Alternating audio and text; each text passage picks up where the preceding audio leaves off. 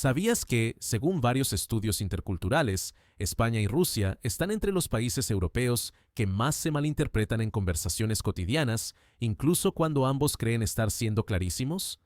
Hoy te cuento, en primera persona, por qué tantos rusos no entienden a los españoles cuando hablamos de política, cuando expresamos emociones y cuando practicamos esa apertura de clima cálido que a nosotros nos sale natural. Lo confieso. La primera vez que conviví con un grupo de rusos durante varias semanas, descubrí que no reaccionaban a mis frases como yo esperaba. No era un problema de gramática ni de vocabulario. Era, sobre todo, un choque de códigos. Mientras yo buscaba complicidad con una broma autocrítica, ellos la recibían como una falta de seriedad. Donde yo pretendía tender puentes con una historia personal, ellos detectaban indiscreción. Y cuando hablábamos de política, esa zona donde en España nos movemos con ironía y con una memoria compartida compleja, ellos levantaban un muro de cautela. Fue entonces cuando entendí que el desencuentro no se debía a una simple barrera lingüística, sino a tres sistemas de lectura del mundo bastante distintos. Uno político, otro emocional y otro social, el de la apertura que caracteriza a las sociedades de clima templado y soleado. Y en todos ellos, el español medio y el ruso medio se cruzan como trenes en direcciones opuestas. Empezaré por la política, no porque sea lo más importante en la vida cotidiana, sino porque ahí se nota de inmediato el desajuste. En España, la conversación política es, con frecuencia, ruidosa, irónica, a veces excesiva, pero también muy porosa. Todo el mundo opina, casi todo el mundo bromea. Y hasta en la mesa familiar puede encenderse un debate encarnizado que al final se resuelve con un café. Ese estilo no es farsa. Responde a un aprendizaje histórico y a una cultura del disentimiento abierto. Además, la política aquí convive con la calle, con el bar, con la tertulia. Cambiamos de tema con facilidad, nos permitimos la exageración, y si alguien se retrata con una ocurrencia demasiado tajante, aceptamos que al día siguiente rebaje el tono. En ese ecosistema, el error o la improvisación no son tragedias irreparables, sino estaciones de paso. Cuando he intentado replicar ese registro con amigos rusos, he notado otros reflejos. La conversación política, en su marco cultural, exige un tipo de cautela que a veces los españoles interpretamos como frialdad o incluso como conformismo, pero en realidad es un mecanismo de autoprotección y de respeto a jerarquías que nosotros cuestionamos de forma casi instintiva. Allí, mostrar demasiado las cartas en público puede sonar imprudente. Especular en voz alta, como hacemos nosotros para explorar posibilidades, puede parecer irresponsable. Y una ironía sobre la autoridad, que en España suele tomarse como válvula de escape, allí puede ser interpretada como una señal de poca fiabilidad. Por eso, un español que intente abrir conversación sobre partidos, medios o líderes con el mismo desparpajo que en casa, puede encontrar silencio, respuestas telegráficas o una sonrisa que no invita a seguir. No es censura entre amigos, es otra evaluación del riesgo y de la utilidad de esa conversación. Esa diferencia de calibración se hace todavía más visible cuando hablamos del poder y de la ley. Los españoles tendemos a pensar la ley como un campo de disputa, con garantías sujetas al escrutinio social y con una opinión pública dispuesta a cuestionarlo todo. Nos gusta el control al poder, el contrapeso mediático y la idea de que el desacuerdo es parte del juego. En gran parte del mundo ruso, el poder se percibe con otro prisma, como un factor estructurante, inevitable y al que conviene aproximarse con realismo. En España llamamos a eso pragmatismo cuando se refiere a negociar con el jefe o con un ministerio. En Rusia es un pragmatismo de mayor escala que invita a mirar más la correlación de fuerzas que el ideal normativo. Cuando yo hablo desde nuestra tradición, invocando principios y transparencia, suenan mis palabras a ingenuidad. Cuando ellos responden desde su tradición, evocando seguridad y continuidad, suena a mis oídos a resignación. Y ambos nos equivocamos, porque estamos escuchando con filtros distintos. Ese primer desencuentro político se amplifica si añadimos el papel de la memoria. Nosotros, como españoles, tendemos a integrar la memoria histórica en gestos cotidianos, en tonos de voz, en chistes sobre la burocracia o sobre la picaresca, en referencias a episodios que siguen marcando la sensibilidad nacional. En la conversación con rusos, he percibido que la memoria opera, sí, pero con otra economía del lenguaje, más alusiva, más compacta, a veces más solemne. Cuando uso la ironía para rebajar una tensión, a menudo recibo la impresión de que he restado importancia a algo que merece gravedad. Y cuando ellos eligen una formulación solemne para honrar un recuerdo, mi impulso español es replicar con una broma que alivie el peso del momento. Así se producen desencuentros, no porque no haya empatía, sino porque la forma de mostrarla no coincide. El segundo gran bloque es el lenguaje de las emociones. En España, la emoción se verbaliza, se gesticula, se comparte con facilidad. Nos tomamos confianza rápido, abrimos la puerta de lo personal, contamos anécdotas de familia en la primera reunión de trabajo, y si la cosa sale mal, pedimos perdón en voz alta y continuamos. Ese despliegue emocional, que nosotros entendemos como autenticidad, para muchos rusos es un enigma. ¿Por qué alguien que acabo de conocer me revela tantos detalles? ¿Por qué esa sonrisa amplia en un contexto formal? ¿Por qué esa necesidad de confirmar a cada rato la conexión afectiva? Ellos, a menudo, privilegian la contención, la prueba silenciosa, el gesto medido que no revela demasiado. No es frialdad. Es una manera de no invadir, de proteger la intimidad y de preservar la dignidad en escenarios que para nosotros son puramente sociales. Yo aprendí esto de forma muy clara en una situación laboral. En una reunión con colegas rusos, quería mostrar entusiasmo por un proyecto conjunto y llené la conversación de ejemplos, metáforas y promesas de colaboración futura. Nadie me contradijo, pero las respuestas eran exactas, contenidas, casi minimalistas. Salí pensando que no había interés. Días después supe que, al contrario, el interés era real, pero que la confirmación no venía con risas y guiños, sino con entregas puntuales y con una meticulosidad silenciosa. Allí comprendí que, para muchos rusos, la emoción legítima es la que se demuestra con hechos, no con declaraciones públicas. De nuevo, dos lenguajes en paralelo, uno expansivo, otro reservado. Esa reserva, por cierto, no impide una segunda forma de intensidad emocional que nosotros a veces pasamos por alto: la lealtad. He visto amistades rusas que, una vez establecidas, funcionan con una profundidad y una constancia que desarman. El vínculo no necesita ser celebrado cada semana, se sostiene en la práctica y en momentos críticos aparece con una fuerza impresionante. La paradoja para un español como yo es que, sin las señales visibles a las que estoy habituado, puedo tardar en detectar ese cariño. Pero cuando llega, entiendo que no ha habido indiferencia, sino otra coreografía afectiva, menos exhibida y no por ello menos real. La tercera clave del desencuentro es lo que yo llamo, con toda la cautela del mundo, la apertura de clima cálido. Quien ha crecido en ciudades españolas sabe que nuestra vida social se extiende a plazas, terrazas y bares. Nos sentimos en casa en la calle. Asumimos que conversar con desconocidos es normal, que un vecino se convierta en amigo es cuestión de semanas, y que la intimidad se ensancha en espacios compartidos. El sol, las distancias más cortas y la tradición de mezclar ocio con conversación forman parte de un mismo ecosistema. De ahí que nuestra noción de cortesía, de proximidad y de confianza arranque temprano. Esa apertura tiene ventajas, facilita la cooperación informal, permite redes de apoyo espontáneas y dota a la convivencia de una calidez innegable. Sin embargo, cuando ese estilo se exporta a contextos rusos, puede chocar. En territorios donde el clima empuja a interiorizar, a planificar, a valorar refugios y a medir la energía social, nuestra efusividad parece un despliegue agotador. Un español que entra y sale de temas, que propone planes a última hora, que confía en que la improvisación traerá soluciones, puede ser interpretado como alguien poco fiable. Y si, además, condimenta todo con bromas, interjecciones y un volumen de voz alto, la impresión de ruido se multiplica. Nosotros lo vivimos como normalidad. Ellos pueden verlo como invasión del espacio personal.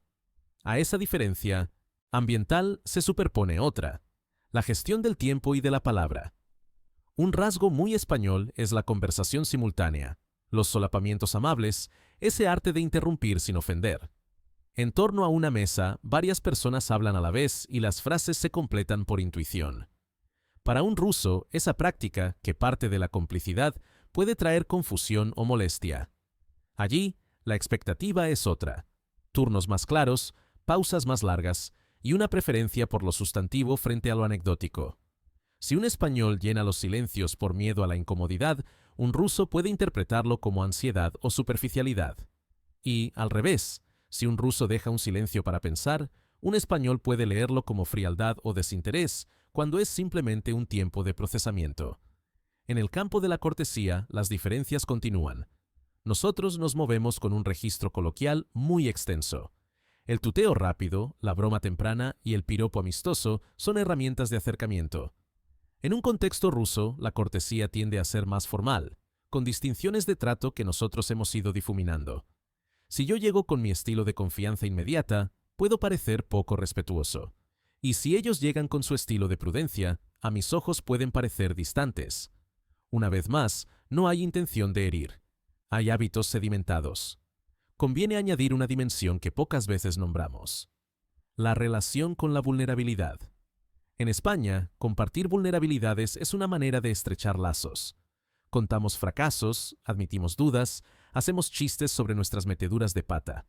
Ese gesto baja las defensas ajenas y nos iguala. En Rusia, en cambio, mostrar vulnerabilidad en público puede percibirse como arriesgado.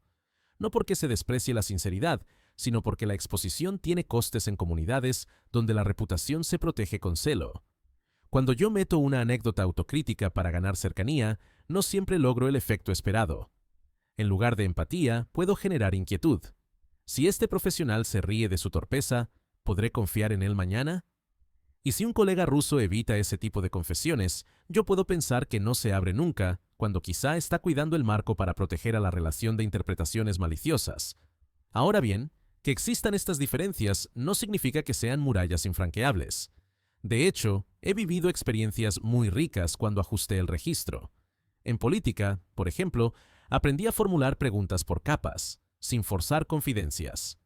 Empecé por cuestiones descriptivas, dejé que aparecieran matices y reservé la ironía para cuando detecté complicidad real. Descubrí que muchos rusos aprecian la claridad en los límites. Esto prefiero no discutirlo ahora. De este tema hablamos otro día con calma. Y entendí que, cuando se sienten seguros, las conversaciones pueden ser de una profundidad impresionante, con un rigor conceptual que en España a veces sacrificamos por el entretenimiento. En el terreno emocional bajé el volumen. Evité llenar de palabras cada hueco, reduje los gestos demasiado efusivos en entornos formales y concedí tiempo a que la relación madurara. De esa manera, la confianza fue llegando sin necesidad de sobreactuación. A cambio, recibí señales sutiles, pequeños actos de lealtad y una estabilidad en el vínculo que me sorprendió. También aprendí a no interpretar literalmente algunas expresiones faciales. En España, buscamos confirmación afectiva en la sonrisa abierta. En Rusia, esa confirmación puede venir con un asentimiento leve, una mirada sostenida o una frase breve que, en su contexto, lo dice todo. Respecto a la apertura propia del clima, hice un ejercicio que me costó: planificar mejor, no saturar agendas con propuestas espontáneas y respetar los espacios de intimidad sin reclamar cercanía inmediata. Noté que así el encuentro funcionaba mejor. Y aquí hay una enseñanza útil para nosotros. Nuestra apertura es una fuerza, pero puede convertirse en ruido si no sabemos modularla. El secreto está en leer el entorno y en aceptar que no todo el mundo desea la misma intensidad social. Hay, además, un aspecto práctico que no hay que despreciar: los estilos profesionales. En España, somos maestros de la solución improvisada y de la creatividad bajo presión. Esa virtud a veces conlleva una débil cultura de documentación y de procedimiento. En Rusia, mi experiencia ha sido distinta: menos brillo discursivo y más método, menos improvisación y más previsión. Si yo me presento con un plan repleto de palabras y de entusiasmo, puedo recibir frialdad. Si presento objetivos, plazos, responsabilidades y criterios de calidad, la conversación fluye. Es una lección que el español medio debería incorporar. La emoción mueve, sí, pero el procedimiento convence. También conviene hablar de humor, esa frontera invisible que tantos malentendidos produce. Nuestro humor es expansivo, costumbrista, con gusto por la hipérbole y por el doble sentido. El humor ruso, por lo que he aprendido, se inclina a la sátira seca, al absurdo con cara seria y a una melancolía ingeniosa que no siempre captamos a la primera. Cuando yo solté un chascarrillo rápido, descubrí que no había contexto para que funcionara. Cuando escuché un comentario suyo con aire casi burocrático, comprendí más tarde que era ironía de alto voltaje. La clave, otra vez, es la paciencia. No esperar que el otro se adapte a nuestro código, sino acercarnos a su ritmo. ¿Dónde se encuentran entonces España y Rusia cuando todo esto se hace consciente? Se encuentran en el orgullo silencioso del trabajo bien hecho, en el respeto a la amistad que ha demostrado su valía, en la admiración compartida por la familia y en el gusto por las conversaciones largas cuando por fin se establece la confianza. He tenido sobremesas en las que el tiempo se detuvo con amigos rusos que abrieron su mundo con calma, y sentí que el famoso distanciamiento era en realidad un filtro que garantiza que, si pasas, pasas de verdad. Y ellos, en mi casa, disfrutaron de esa alegría española que no necesita permiso para celebrar la vida, siempre que entendieron que no pretendíamos invadir su espacio, sino invitarles a compartir el nuestro. No quiero idealizar ni simplificar. Hay españoles introvertidos y reservados, hay rusos expansivos y bromistas. Hay ciudades y generaciones que se parecen más entre sí que a sus propios vecinos. Pero si hablo desde mi experiencia y desde las pautas más frecuentes, diré lo siguiente.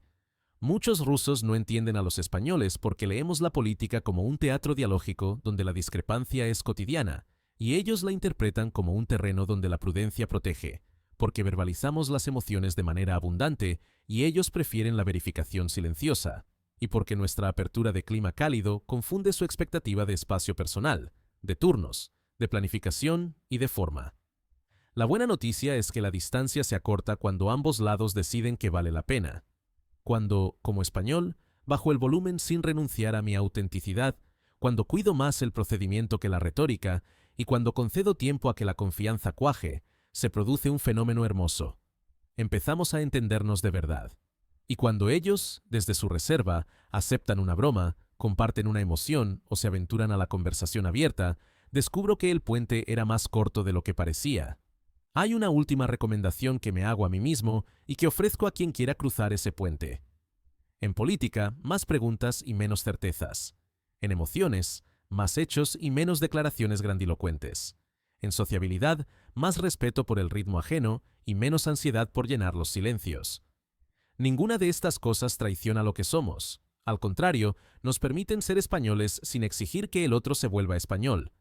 Y, al mismo tiempo, nos abren a recibir lo mejor de esa cultura rusa que, cuando confía, te regala una lealtad a prueba de tormentas. Si me preguntan qué gané con ese ajuste, responderé que gané serenidad. Dejé de leer la cautela como rechazo, la reserva como frialdad y la formalidad como rigidez. A cambio, los vínculos que construí fueron más sólidos. Comprendí que una sonrisa no siempre es confirmación y que un silencio no siempre es distancia. Acepté que la política puede requerir un protocolo distinto, que el afecto puede necesitar menos palabras y más gestos, y que la apertura social es bella cuando se ofrece, no cuando se impone. Con todo, queda por explorar una pregunta más incómoda. ¿Hasta qué punto nuestra forma de entender la libertad de palabra, la emoción visible y la vida callejera depende de un ecosistema que damos por hecho y que no siempre existe en otros lugares? Y, a la inversa, ¿hasta qué punto la prudencia y la contención rusas son recursos desarrollados en contextos donde la exposición pública no recompensa? No tengo respuestas cerradas, pero sí tengo la convicción de que, si reconocemos esas diferencias de raíz, reduciremos el choque y aumentaremos el aprendizaje mutuo. Termino con una invitación. Si eres español y te acercas a la cultura rusa, no renuncies a tu ironía ni a tu calidez, pero ajusta la dosis. Pregunta más, declara menos, entrega a tiempo y deja que el vínculo madure. Si eres ruso y te acercas a la cultura española, prueba a bajar un poco la guardia en espacios seguros, deja que una broma entre y permite que la emoción se vea un poco más. Verás que, pasado ese primer tramo de malentendidos, aparece un terreno fértil donde se combinan el pragmatismo con la alegría, la lealtad con la chispa y el rigor con la creatividad. Si este análisis te ha resonado, me encantaría saber qué situaciones has vivido tú que confirmen o contradigan lo que cuento. ¿En qué momento sentiste que, pese a hablar el mismo idioma, no estabais entendiendo el mismo mundo?